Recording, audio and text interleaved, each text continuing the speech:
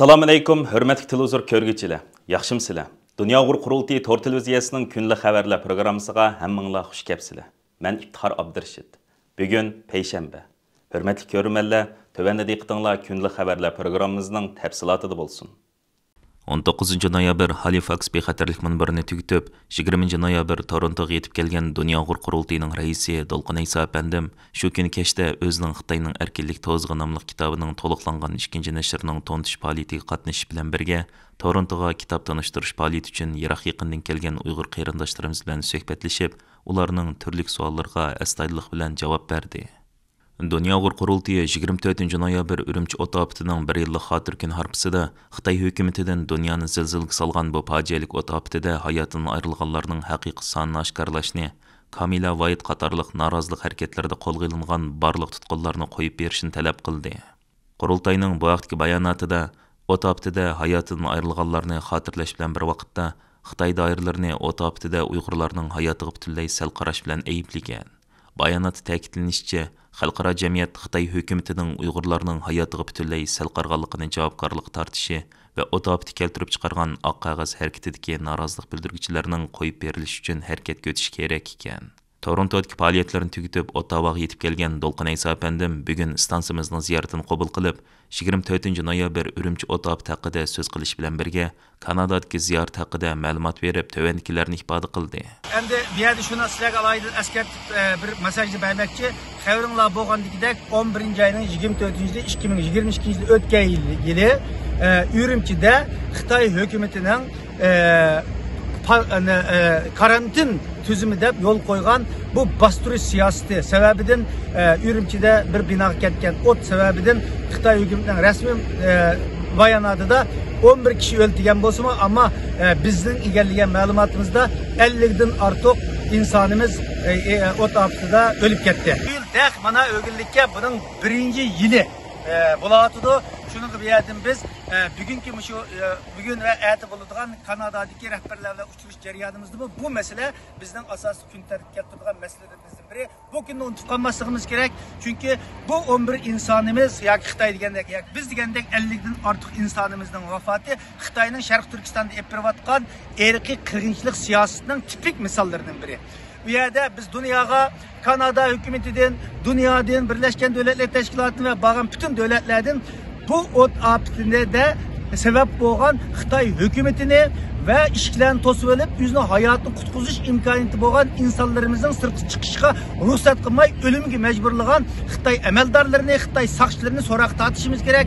Dunyodan tarafsiz bir tekshirish o'miga berish kerak. Xitoy hukumati o'lib ketgan insonlarning sonini e'lon qilish kerak.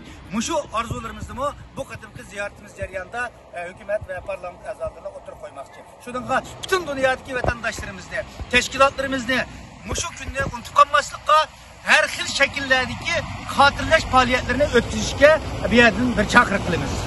Ondan başqa yana Qurultay Qonun komitetining mudiri va Kanada Uyg'ur haqlarini qo'g'dash qurilishining raisi Mehmet To'xti va Kanada Sharq Turkiston jamiyatining raisi Shavkat Imom apandilarmi stansimizning ziyoratini qabul qilib, munolarni dedi.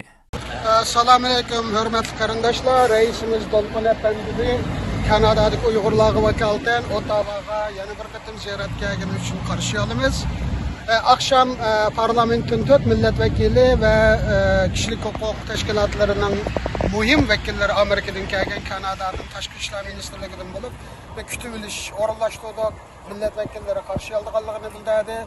Bugünkü faaliyetimizde olsun, etki faaliyetimizde olsun, biz halkımızdan arzu armanları nim bo'lgan bo'lsa, meyli irqiy qirg'inchilikni kun tartibida tutish bo'lsin, Kanada hükümetinin xalqaro sohada texmi aktiv bo'lib, Xitoy hukumatiga jazo tadbirlari yurgizish masalasi bo'lsin. Anadan keyin şu 10 ming Uyg'urning Kanadaga kelish qadamini texmi tezletish, sonni mumkin bo'lsa oshirish qatorliq nurg'un masalalarda Kanadaning shunga munosabatli organlari bilan fikr almashtiramiz. Anadan keyin Kanadaning bo'libmi Birleşken Devletler Teşkilatı'daki vekillari bilan Qurultayning hamkorligini qanday kuchlantiramiz. Birleşken Devletler Teşkilatı'na Xitoy qarshi Qurultay bilan tangmidan turib qanday kuchli birlik sap quramiz. Bu meselelerni muzokara qilamiz.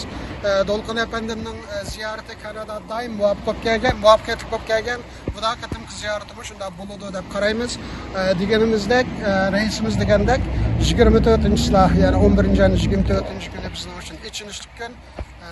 Reisimizden çakırıklayın ayıtı toğra. Hemmimiz dua kılımız ve şuna valerle kanmay. Özümüz durvatkan devletlerge bu günü, bu tragediyelik günü hatırlatıp bulanın mı üzlüksüz her işini Xitay hükümetinin bu kılmışlarını eyiplaydıgan bayanatlarını verişini ve bu günün unutulmaslığı için bu kurbanlarının dikağa ölüp ketmesliğini kapaletlendirmek için bulanı eslişimiz gerek. Bu hatır gününü isimiz tutuşumuz gerek. Assalamu alaikum, hürmetli kıyırdaşlar, Kanada'daki ve dünyanın varlık gazetelerinde inşallah. Bütün kıyırdaşlar. Yukarıda reisimiz Dolkun Eysa'nın ki degindek Kanada'ya gelip nurgul faaliyetlerini ötküzüyordu. Ottawa'ya biz gelip geldik. Halifax'taki nehaterlik yığınına katlaşıp Toronto'ya düştü. Toronto'da kitap meşekil çıkış faaliyetini verip bardık. Yaxşı bir faaliyet oldu. Yukarıda reisimiz Dolkun Eysa degendek 11. ayının 24'ü aldırmışımız Toronto'da bir ay namayış kılışı bilen ötküzgen top. Bir yıl bunu bir yıl koştu. Şu sebepten çağırıp kılıp atıdı Dolkun Eysa. Bizden bu okşaşla şu ot aptıda canlardan ayrılgan şu kıyırdaşlarımız için bütün kıyırdaşlarımızın ki ularga dua kılışı, şuların eslişini ümit kılıman. Rahmet ederim. Amerika Chegara Qo'g'dash va Tamojna idorasi Uyg'ur majburiy emgak mahsulotlarining Amerika bozoriga kirishini cheklashni Xitoyning qo'shni davlatlariga qaratgan. Amerika Ovozi radiosining oshkorlashicha, navbatda Vyetnam, Malayziya qatorliq davlatlar Amerika tamojna doiralarining Uyg'ur majburiy emgak mahsulotlarini cheklashdagi nuqtaliq tekshirish nishoni bo'lmoqda ekan. Reuters agentligining 20 noyabr bergan xabardan qaraganda, Amerika Chegara Qo'g'dash va Tamojna idorasi bu yil 9-oyda qiymati $74 million elektronlik buyum, kuntaxta va mikro o'zaklarning Uyg'ur majburiy emgak chetishlik bo'lishi sababidan Amerikaga kirishni rad qilgan yoki ilgarilab tekshirish uchun chegarada tutib qolgan. Xabarda qayd qilinishicha, bu mahsulotlarning ko'p qismi Vyetnam va Malayziyadan kelgan ekan. Angliya Sheffield Hallam universitetining bir tadqiqot guruhi ilgari e'lon qilgan bir dokladida Xitoyning Uyg'ur majburiy emgak chetishlik mahsulotlarini Sharqiy Janubiy Osiyo orqali Amerikaga eksport qilayotganligini ilgari surgan. Amerika tamojna doiralarining eng yangi sonliq statistikasidan ma'lum bo'lishicha, Amerika bu yil 9-oygacha 6000 dan ortiq mal yo'llamasini to'xtatib qo'ygan bo'lib, buning qiymati $2 milliard dan oshadi ekan. Amerika tamojna doiralarining 11-oyda e'lon qilgan sonliq ma'lumotida bu mahsulotlarning yarmiga yaqin qismining Amerikaga kirishi rad qilinganligi yoki tasdiqlanishini kutib turganligi qayd qilinmoqda. Amerika ovozining aytishicha, Amerika tamojnasi faqat 9-oyning o'zida $82 million tovarni tekshirish uchun tutib qolgan.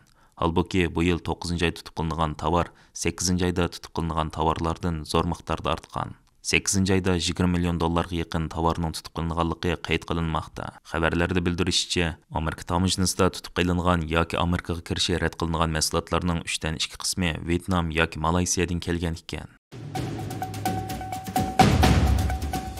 Xitoyning Yer shari vaqti gazetining 2023 yili 11-oyning 20-kundagi maxsus xabarida deyilishicha, Xitoy tashqi ishlar ministri Wang Yi Arab islom vakillari o'migini Beyjingda kutib olib, ular bilan Isroil va Hamas to'qinishini hal qilish masalasini muzokara qilgan. Xabarda mundaq deyilgan: Arab islom vakillari o'migining Isroil va Hamas to'qinishini hal qilish uchun Beyjingni tunji bekat qilib tanlashi ularning Xitoyga bo'lgan ishonchi va Xitoyning O'rta Sharqdagi ijobiy rolini gavdalantirdi. Xitoy Falastin va Isroiliya munosabatlarini kuzatayotgan tadqiqotchilardan Saxton Fish ijtimoiy aloqa to'g'ri bo'lgan LinkedInda bu vaqtda to'xtalib, Xitoyning Falastinni qo'llashi va musulmon davlatlarning yuqori darajali diplomatlari bilan tinchlik yo'llarini muzokara qilishi Xitoyning bu masalada Amerika bilan raqobatlashayotganligi va uningga qarshi maydonda harakat qilayotganligini ko'rsatdi.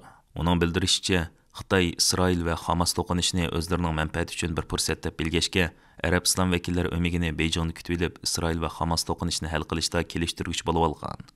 Undan boshqa Xitoy hukumatining Arab islom vakillarini kutib olib, ularning talabiga quloq solgandek bo'lib olishi Xitoyning yillardan buyon Uyg'ur musulmonlariga yurgizayotgan jinoyatlarni yoshirish rolini o'ynaydi ekan. Arab islom vakillari o'migining Isroil va Hamas to'qinishini hal qilish uchun tanlagan ikkinchi bekiti Rossiya bo'lib, ular 11-oyning 21-kuni Rossiya tashqi ishlar ministri Sergey Lavrov bilan Moskvada ko'rishgan. Hurmatli ko'ruvchilar, yuqorida diqqatingizga kunlik xabarlar programmamizning tafsilotini sundik. Kelar qitimliq sonimizgacha ko'rishgich omon bo'lgaysizlar. Stansimizning YouTube kanaliga a'zo bo'lishni unutmang. Xayr xo'sh.